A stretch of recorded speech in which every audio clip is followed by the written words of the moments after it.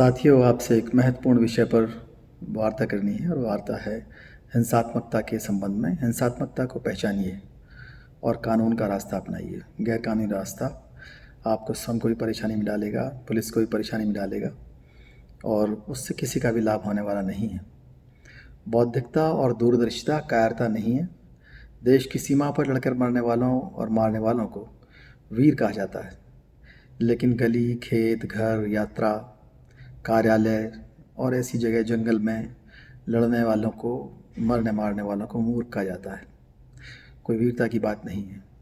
हिंसा का अपराधी कई पीढ़ी तक अपमान, भय, गरीबी, पारिवारिक विघटन झेलता है। पीड़ित को संघर्ष करना पड़ता है, उसका भी समय और ऊर्जा बर्बाद होती है। हिंसक घटना की आशंका की पहचान बौद्धिकता और दूरदर्शिता से की जा सकती है। कुतर्क, बहस, ऊंची आवाज़, धक्का मुक्की, गाली गलौज, धमकी, अस्त्र शस्त्र की मौजूदगी, हिंसक नारेबाजी, पथराव, अभ्यस्त अपराधियों की मौजूदगी, नशाखोर लोगों की मौजूदगी, भीड़ के बढ़ने को जब भी देखें इस तरह की बात, तो ये समझ लीजिए कि वहाँ पर गंभीर अपराध घटने वाला है।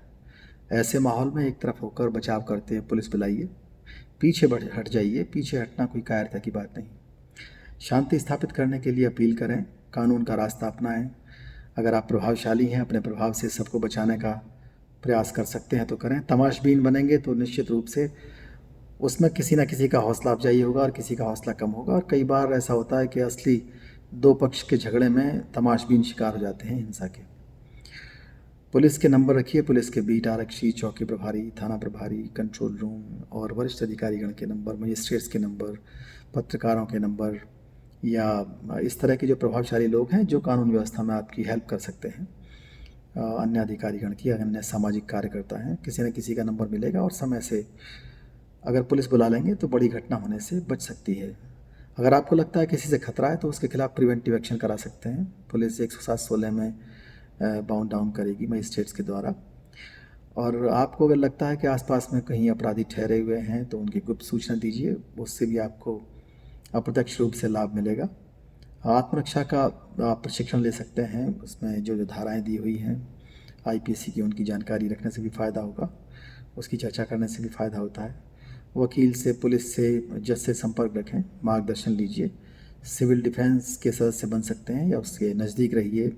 लीगल एड क्लिनिक के मेंबर भी बन सकते हैं, विशेष पुलिस अधिकारी बन सकते हैं अगर आप बहुत ज़्यादा प्रभावशाली हैं तो।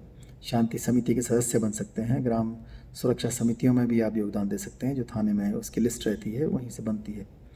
शस्त्र लाइसेंस अगर है तो उसका दुरुपयोग मत करिए।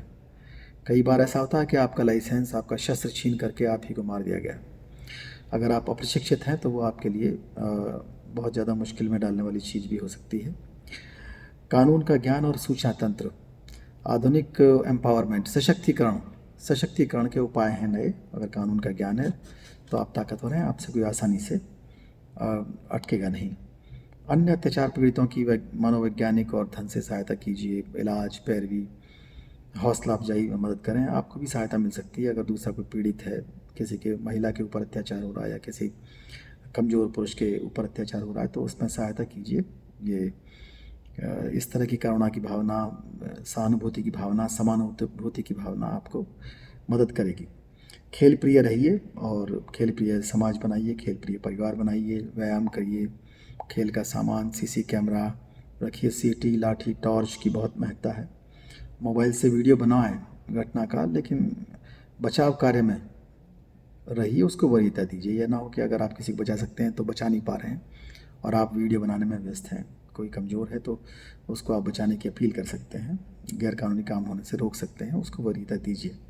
अगर आसपास में वहाँ गुस्सैल लोग हैं तो उनको काबू में रखिए या उनसे दूर रखिए, दूरी बरतिए उनसे। विवाद होते ही अलग होने का रास्ता और रणनीति बना लीजिए। विरोधी को कभी ताव मत दिलवाइए। कई बार ऐसा होता है, चलो अब के मार के देखते हैं कौन मारता है, कौन चलाता है गोली, कौन चाकू चलाता है।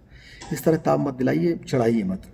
ऐसे में शांति और ऐसी बातें करिए, ऐसी अपील करिए जिससे कि आपकी समझदारी पर आपके विपक्ष को, दोनों पक्षों को विश्वास हो और मालूम पड़े कि आपकी मौजूदगी वहाँ पर प्रभावशाली है और शांति के लिए आप काम कर रहे हैं। अंधेरे में विशेष ध्यान रखें सुरक्षा का।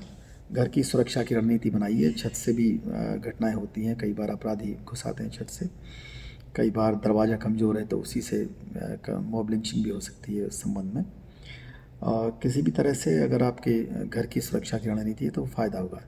शक होने पर अगर अपराधियों का शक है तो दरवाज़ा मत खोलिए, छत से देखिए, खिड़की से देखिए। और मॉब लिंचिंग अगर होने वाली है तो उसकी पहचान करना अवश्य सीखिए। अखबारों पर नज़र रखिए, माहौल क्या है, किस तरह का है। अजनबी लोगों से भी सावधान रहिए। ऑनर किलिंग से बचने के लिए अच्छे वकील से सलाह लें। सुरक्षा की ऐसे में देहात क्षेत्र में ख़ास तौर से पश्चिमी उत्तर प्रदेश में ऐसा होता रहता है। कृषि का विवाद है, छेड़खानी है, जातीय अत्याचार है, सांप्रदायिक मामलों में अगर कोई समस्या है तो थाना दिवस, तहसील दिवस और बहुत से आयोग बने हुए हैं। वरिष्ठ अधिकारी हैं, पत्रकार हैं, वकील हैं, सामाजिक कार्यकर्ता हैं, अवकाश प्राप्त अधिकारी भी आपके आसपास रहते हैं। उनसे कानूनी सहायता, मार्गदर्शन आप ले सकते हैं। नशा करने वालों से तो बहुत दूर रखिए, या तो उन्हें नियंत्रण में रखिए या उनसे दूर रखिए। वो माहौल बिगाड़ने में काफ़ी अपने आप को वीर पुरुष घोषित करके वीरता के चक्कर में बहुत दिक्कत करते हैं। सुनसान रास्तों से भी बचिए। रंजिश को एंजॉय करने की परंपरा ख़त्म करें। बच्चों के सामने बदले की भावना को ग्लोरीफाई मत करिए। अपराधियों को हीरो मत बनाइए। कई परिवारों में ऐसा होता है कि अगर कोई अपराधी है तो उसको हीरो बनाएंगे, उसको पैसा दान देंगे। लेकिन ऐसा होता है कि जो अपराधी है और उसको अगर लत लग जाए तो वो आज नहीं तो कल एक्सटॉर्शन पर ज़िंदा रहना लगता है और वो आपका नुकसान करेगा। अपनी भाषा पर कंट्रोल रखिए। भाषा में तू, आ, जा, कर इस तरह की भाषा की जगह विनम्रतापूर्ण भाषा आप, आइए, जाइए, कीजिए, सॉरी, प्लीज़ का प्रचुर मात्रा में उपयोग कीजिए। और विन विन डील अगर है तो अगर छोटी मोटी बात है, कोई इस तरह की बात है जो समझौता करने से दूर हो सकती है और जिससे आपका भी नुकसान नहीं हो रहा है और दूसरे पक्ष का भी नुकसान नहीं हो रहा, तो विन विन डील पर समझौता करने में कोई दिक्कत नहीं है। ध्यान रखिए, कानून और शांति व्यवस्था में ये आपकी भूमिका का निवेश अत्यंत आवश्यक है और अच्छा है और यह आपके कल्याण के लिए है। धन्यवाद।